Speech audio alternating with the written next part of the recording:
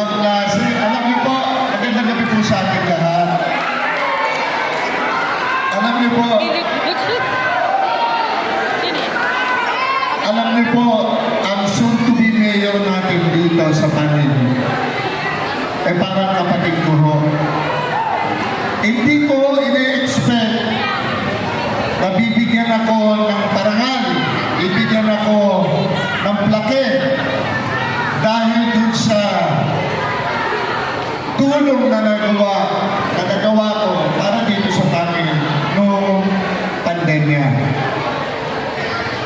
Hindi naman po ako naghahanap ng kapalit. Yung tulong po, kung ano ginawa mo sa kanang kamay mo, huwag mong sasabihin sa iyong kaliwang kamay. Nasa Biblia po yan. Hindi ho ako nagmarites sa inyo. Ang nagmarites sa inyo, si Mayor Art Capito. Palakpakan natin ang ating Mayor. Parapatin niyo po.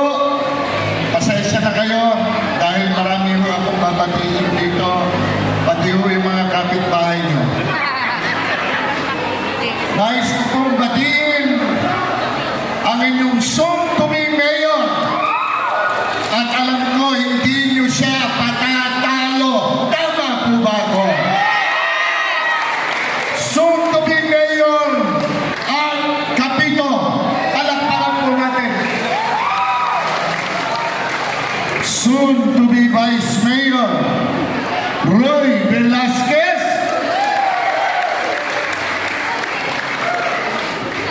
Dating mayor po.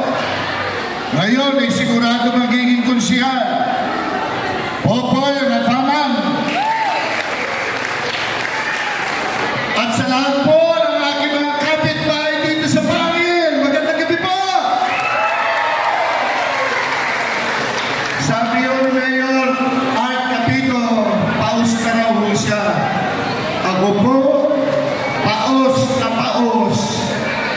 Gawa ng, alam niyo naman po, noong Marso 11, iligal na inaresto ang ating Tatay Digong. Hindi ko po alam kung siya'y nasa puso niyo rin. Pagkapareho mo. Galing po kami ng Hong Kong. Pinagbawal po ng mga mangampanya kami. Hindi po kami nangampanya. Naging prayer rally po yung sa mga OFW nung March 10 po sa Hong Kong. Libo-libo pong OFW ang nagdatingan po. Gawa ng pagmamahal nila kay Tatay Digong. Nung March 11 po, March 10 pa lang po, ng gabi, meron na pong sinabi na galing dito sa Maynila na meron pong arrest warrant. Actually po, itinawag po kay Atty. Torion. Kung nakikita niyo siya sa TV, o doon sa mga YouTube nyo, o doon sa mga TikTok nyo, o sa Facebook nyo. Tinawag sa kanya, naririnig ko po ang conversation, naka-speaker sa speaker ko, na meron nga daw pong arrest warrant na lalabas nung gabing yun. Sabi ko po, naghihinga ng kopya, sumesenya sa gusto ko, hard copy ng warrant of arrest. Ang sabi po sa kanya, no arresting officer na kausap niya. Lalabas mga alas 12 pa ng gabi o alauna na madaling araw. Ganun pa man, nakiusap pa rin si Atty. Torion. Kung pwede, tawagan mo ko, hindi ako matutulog. Basta kailangan lang makita ko yung hard copy ng warrant of arrest. Ganun pa man, wala pong tawag na dumating. Ang sinabi ko na lamang po, attorney, tumawag ka maski na kay ES Medaldea na meron talagang arrest warrant. Sinabi na po kay Tatay Digong, alam niyo kung anong naging desisyon ni Tatay Digong. Dapat alas 3 ng hapon siya lilipat mula Hong Kong. Ang ginawa niya, pinalipat niya ng umaga. Gusto niyang harapin ang dapat harapin. Pero never po pumasok sa isipan nating lahat na yung arrest warrant galing ng ICC o Interpol. Sabi po, ICC daw. At tingin po, pagtawag po ni attorney, wala pa rin pong pinakikita sa kanyang warrant of arrest. Pinalipat po niya ng umaga, kaya umaga pa lang po, walang tulugan. Diretso po kami lahat sa airport upang sumalubong. Hinarang na po kami ng kapulisan. Wala daw pwedeng lumapit. Imposible namang hindi pwedeng lumapit ang kanyang mga abogado. Imposible naman pong hindi pwedeng lumapit ang kanyang mga abogado. Tama po ba ako? Pero wala pong pinalalapit talaga. May kasama po kami mga doktor niya from Cardinal Santos. Hindi rin po pinalapit. Bawal daw. Strict orders. Pagkatapos po nun, naghintayan kami doon. Ang sabi, dumating na ang aeroplano. Ang sabi po,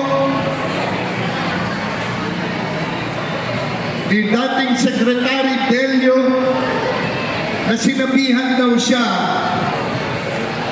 ng chief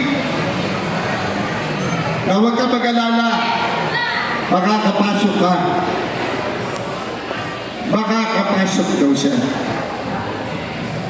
Hindi rin po nangyari. Wala talagang pinapasok. Talagang pong nakablock ang lahat.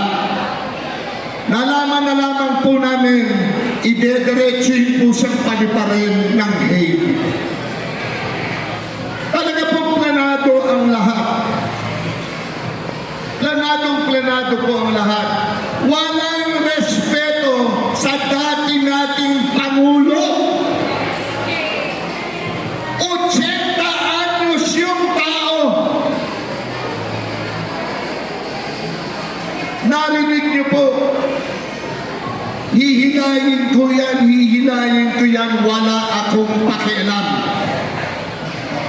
Sabi nung Mike.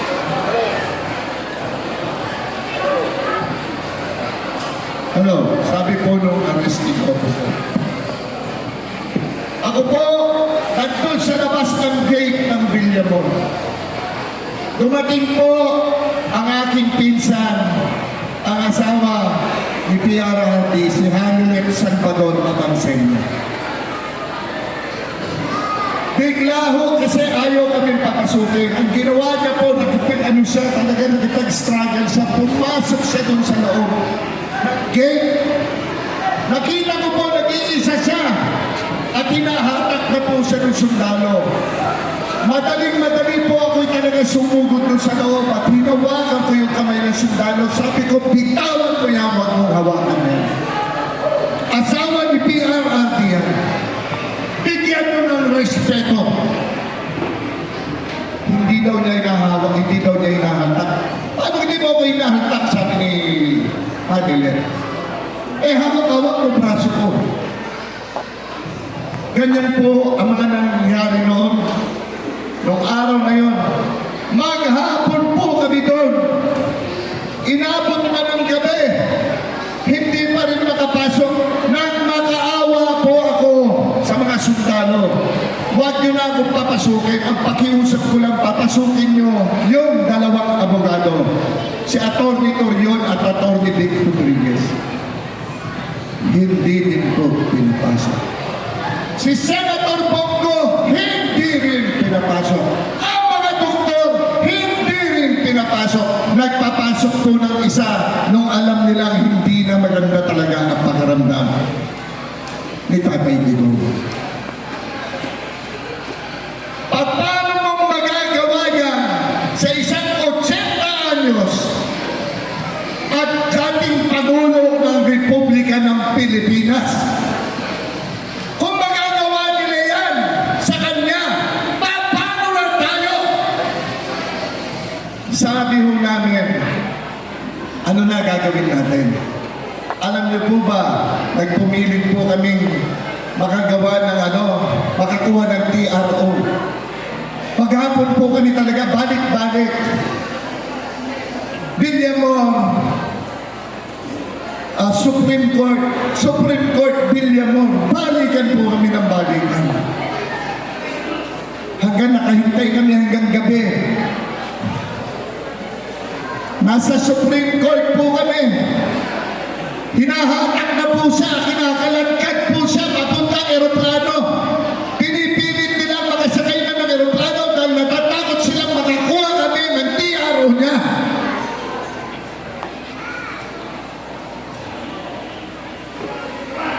Gusto ko lamang pong malaman nyo